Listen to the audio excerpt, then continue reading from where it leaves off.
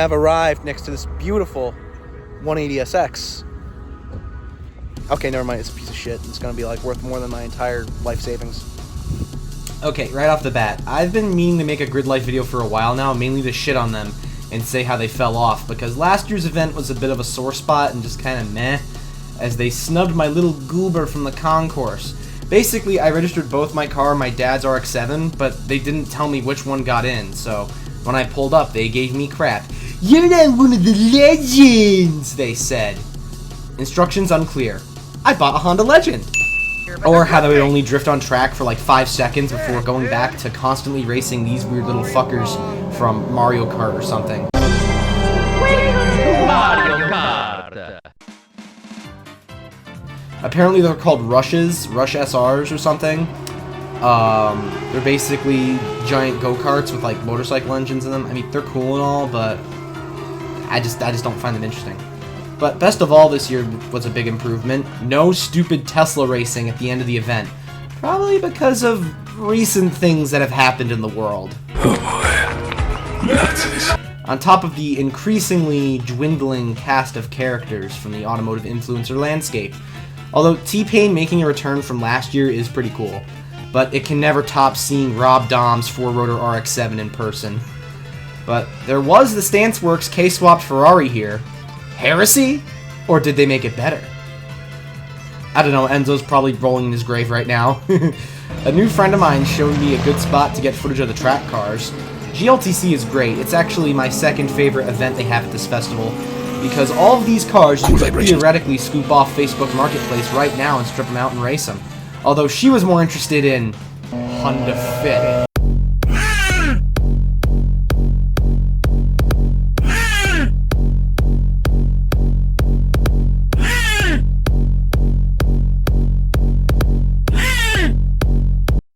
I finally made time this year to do the track walk, so basically that's where you get to walk out on track and look at some of the cars on the starting grid before they get out there on track. You could say the grid was full of life. Okay, that was fucking stupid. He's got a little moustache.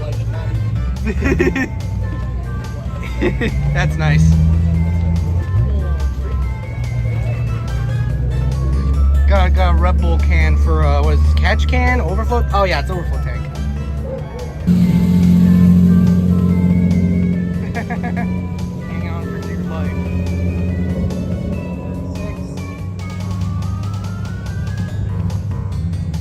Okay, we have an EK hatch. That's our second EG coupe, but no EG hatch, so no cool vibrations just yet. Grid Life has not hit cool vibration status yet. Yeah, me too. It's like the most civic-y Civic to ever Civic is the EK hatch. Sorry. Miat. Me Cougar. Traxolotl? That's what it's called? Traxolotl? Really? I didn't know you follow Grid Life that much. I don't really follow it. Oh, from today. Alright, we've officially hit cool vibration status. We officially have an EG hatch. An EG hatch has entered the building. We've officially hit cool vibration status.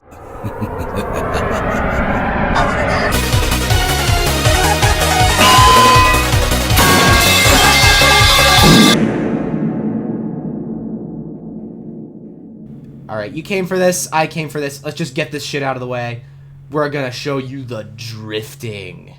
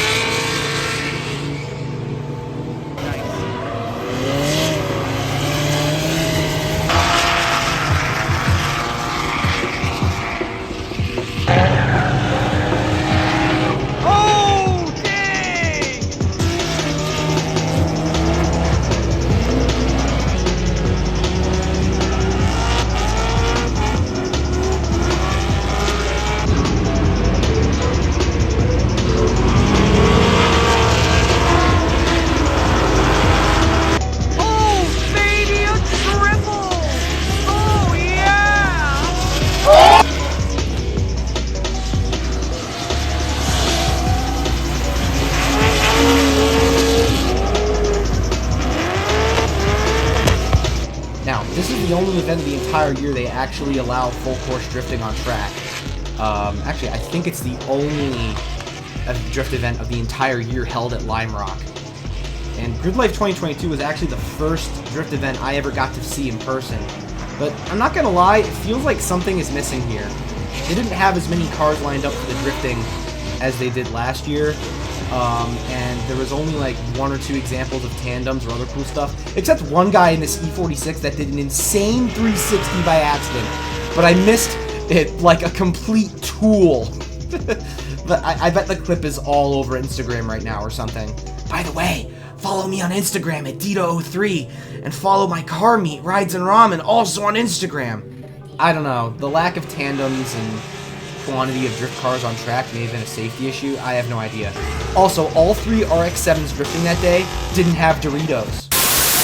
I mean, 6900 isn't that bad for a S chassis with a terminal misfire and really bad paint. Yeah, it's perfectly fine. Okay, editor Casey, cue the Warhammer heresy joke. Oh shit! Sorry. I'll get right on that. Now, as I was saying, I asked the big man T-Pain himself where the Doritos went, and all he said was 7-Eleven. Now that the fun drifting segment is over, it is time I bore you and nerd out where I get hot as I go to the camp to car spot. Or in other words, camping lot car spotting, along with the cool stuff in the show area. Also more fit.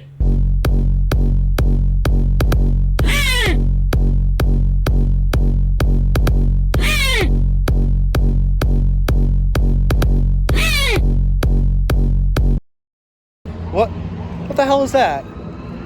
Oh shit, someone's dying. Someone's fucking dying over there. Camping car spotting. Yes. Camping in a Volvo wagon. And ooh, turbo turbo. Sneaky R32 just sitting here. Bro's camping in an R32. Respect. And it's a cheater. This thing should be at the concourse. And it's blue. I didn't know they made this in like a blue color. I kind of like it. What in the goddamn? Someone came all the way down from Canada, eh?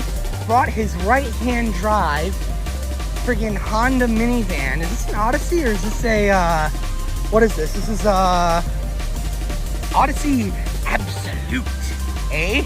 It's from Canada. It's Canadian. Oh, this one's Canadian too. Man, they drove a long way for this. But Canadians have a 15-year import rule, so they can import newer and cooler stuff like this, which is honestly really interesting.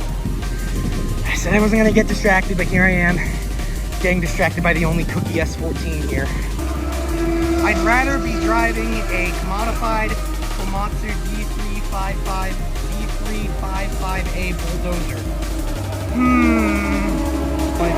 Old, really old looking, what are these, Hayashi racing wheels? I think these are Hayashi racing. Yeah, this guy fucks. Perfect. Wait, SR20? What could that possibly mean? Oh my god, look at that dash! It's so weird looking. And this one looks like it should be on the track more than anything. Mr. Foster Brown Vitten, and then yellow Stagion R34 wheels. It's got a fucking beaver on it. You ain't him, little bro. But, last and furious. You ain't him, little bro, but you get it passed just for cool factor and craftsmanship alone. We got matching custom sun visors. That's great. Now this is... Shut up, you stupid Russians! Shut up! This is a unique car, because this is basically my dad's Acura TSX. But, if you look... Huh? This is too new to be imported, I thought. Well, actually, I've heard you can, like... There's a way you can convince the feds that it's similar enough to a USDM car, i.e. a TSX, to import a Honda Accord Euro R, or whatever the TSX is called in Japan. So this is one of the few exceptions to the 25-year rule. And honestly, these cars are slept on. You know, the best K series, it's in a 4-door sedan body, and it's actually kind of a sleeper. M3. This is an M3 Limerock Park Edition. And it's a stick that is like really rare on this particular configuration. They only made 200 of these. This is one of 200. And the features include upgraded exhaust, suspension, this unique orange paint job, and a few other things on it. Yeah, Limerock Park, limited edition M3 Coupe.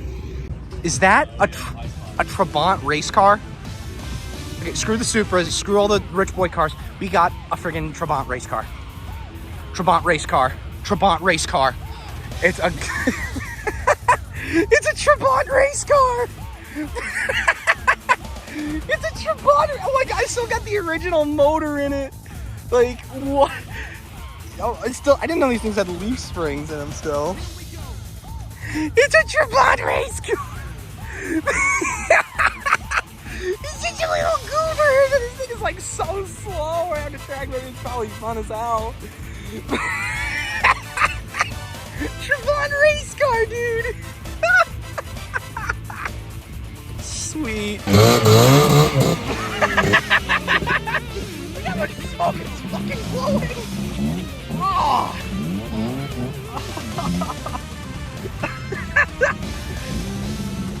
That is so cool. There was definitely a slight improvement, but there are still some glaring management issues from behind the scenes, it seems. I met an acquaintance who was lucky enough to get his S14 in the concourse, as well as another fella known as Dingasu Dreams. Dingasu Dreams said his friend's Evo 6 was snubbed, but somehow he made it in his Mitsubishi Mirage Cyborg. A cool and uncommon car, but it seems kind of weird they picked that, but not his friend too. Now, all the concourse cars get to do a victory lap around the track at the end of the day, but last minute they made all the concourse owners pay to take the lap around the track, when no such thing was announced anywhere, much to the chagrin of my pal in the S14. On top of that, it was really hard to find their schedule on their social media or their website, which I find very strange. Look at the mess with my Wagon R, not to mention the stupid elitism of the concourse these days. One of the reasons I liked JDM cars was the perceived lesser amount of elitism than other car subcultures. I'd get it if I pulled up in like a Honda Accord or an Altima on reps or something, but I was in a unique K car. They brushed my car off as any other Honda K truck or something. I'm not a truck. I'm a wagon. R. Only saving grace is they have at least one Volvo in the concourse every year, so there's that. Gotta love some Volvo representation. By the way, watch my Volvos at Limerock video. Now. After this one. And before you ask, the concourse wasn't always like this where they only wanted the Halo cars in. Like, in 2023, I believe, they allowed a bunch of people in, including a buddy of mine in a S12. Another confusing thing was the fact they made the concourse area deliberately smaller by putting this little tent up by the chalet where normally they'd just park extra cars. I guess they want to make it even more exclusive or something. Thankfully, the guy with the S14 did make it onto the track without paying up, so maybe there's that. I guess they reverted their last-minute decision last minute? I don't know. I rate this year's Grid Life Circuit Legends at Limerock Park 3 out of 5 bottles of vitamin water. Go for the Honda Fit Racing if nothing else. Admittedly, I am maybe too harsh since Grid Life came in swinging in their first event in 2022. Rose-tinted glasses? I don't know. Perhaps. I have been Dita. Thank you for watching. And the black UFO will have its revenge! StopSkipsLies.org. The Limerock. Yes, the actual Limerock that inspired the park's name. Why does Skip keep it a secret? No one knows. StopSkipsLies.org. Oh boy. Kid. There's a little tiny rock on it. Just says kid on it. I know, right? What the fuck?